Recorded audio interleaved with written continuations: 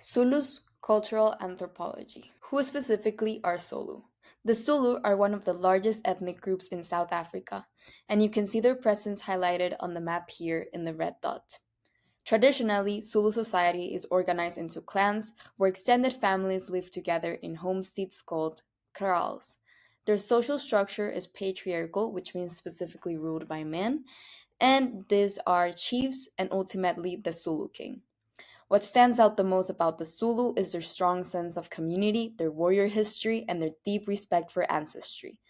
Much of their history and identity is passed down through oral storytelling, music, and collective traditions, which we can see reflected in their ceremonies and group celebrations in these images. When it comes to traditional Zulu dress, it is very symbolic in their culture and varies by gender and marital status. For men, leather garments like the ibeshu, along with animal skins and cowhide shields, are common, especially in ceremonial contexts. For women, the style of dress communicates social status. For example, unmarried women wear beaded skirts, while married women wear the ishikolo, the white structure hat you can see right here. Zulu beadwork is one of the most important elements of their material culture. The patterns or colors are not just decoration, they actually carry messages about emotions, relationships, and identity. In the images, you can also see baskets and bead woven objects, which show how craftsmanship is integrated into everyday life as well as ritual life. Zulu traditions are very community focused and strongly connected to ancestry. One of the biggest rituals is the umlaga or reed dance, right here, which you see here, where thousands of young women gather to honor the Queen Mother and celebrate purity. They also celebrate the first fruit ceremony, which is this one right here, which thanks the ancestors for the harvest. Wedding, also known as umabo, right here we can see the couple, are colorful, multi day events filled with dance, gifts, food, and symbolic exchanges between families. Additionally, spiritual healers, known as sangomas, play an important role in rituals involving communication with ancestors, healing, and guidance. Symbolism plays an essential role in Zulu identity as well. One of the strongest symbols is the cow, um, which are located in cattles. Here we can have a visual representation, which they represent wealth, marriage, and a connection to the ancestors.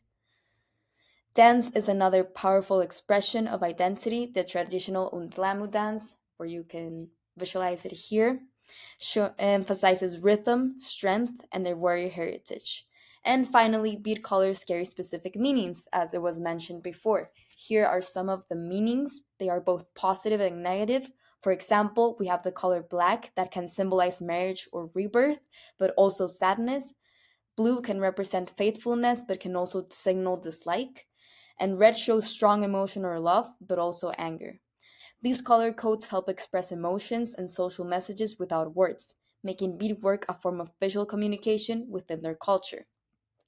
In general, Zulu culture is a rich expression of community, tradition, symbolism, and ancestral connection.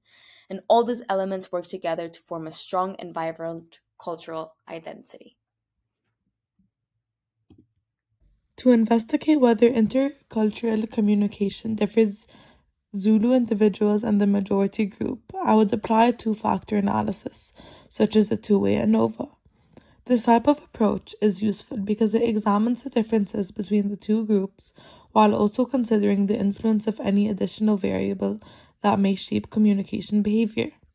In this case, the first factor would be the cultural group, which are the Zulu participants, the majority group participants. The second factor could be something like gender, age, or their educational background, depending on what is theoretically relevant to the study. Using this two-factor design allows us to test three important aspects.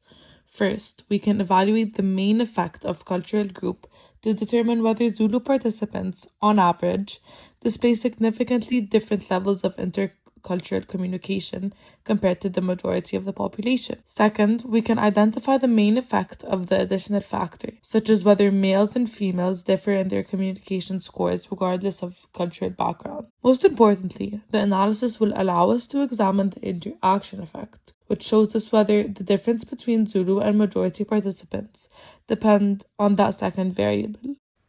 Traditional Zulu society is built on a strong sense of hierarchy and collective identity, where power is not just political but also cultural and spiritual. But how do the Zulu people understand power, authority, and legitimacy? Zulu's understanding of power is deeply rooted in tradition, communal authority, and cultural identity. Traditionally, power rested with the king, who is widely respected as he protected the people and upheld stability. But over time, power also began to include lineage, military leadership, and later government influence.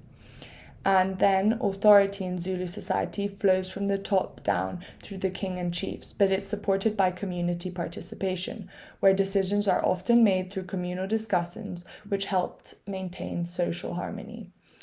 Instead, when authority is imposed, like during the colonial rule, it's often resisted as these colonialists often don't respect cultural values and don't protect the land.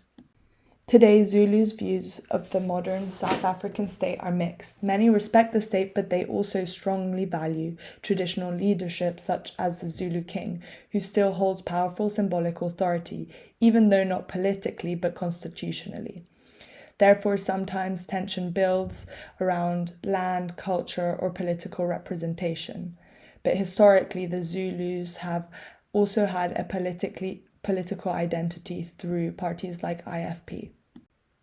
Historically, power has definitely been used against the Zulus during colonialism when the British broke the Zulu kingdom apart, and also during the apartheid where they divided the kingdom to control and weaken them. And even today, conflicts over land, traditional authority, and state reforms show that power struggles still exist between the Zulu and the modern state. To finish, we analyze the Zulu using a framework that can also be applied to any minority group, a complex adaptive system, which is a community that constantly evolves through interactions with each other and with their environment. First, we looked at culture as something emergent. Zulu traditions, clothing, rituals, and identity change over time as they navigate modern South Africa politics and history. We also considered how they interact with the dominant culture, how they switch between traditional and modern roles, communicate, and move through majority spaces. Then we looked at power and legitimacy, especially the feedback loops between traditional Zulu leadership and the state, where authority is sometimes reinforced and other times restricted. Finally, we analyze economic adaptation, how the Zulu respond to issues like land, work, and access to resources.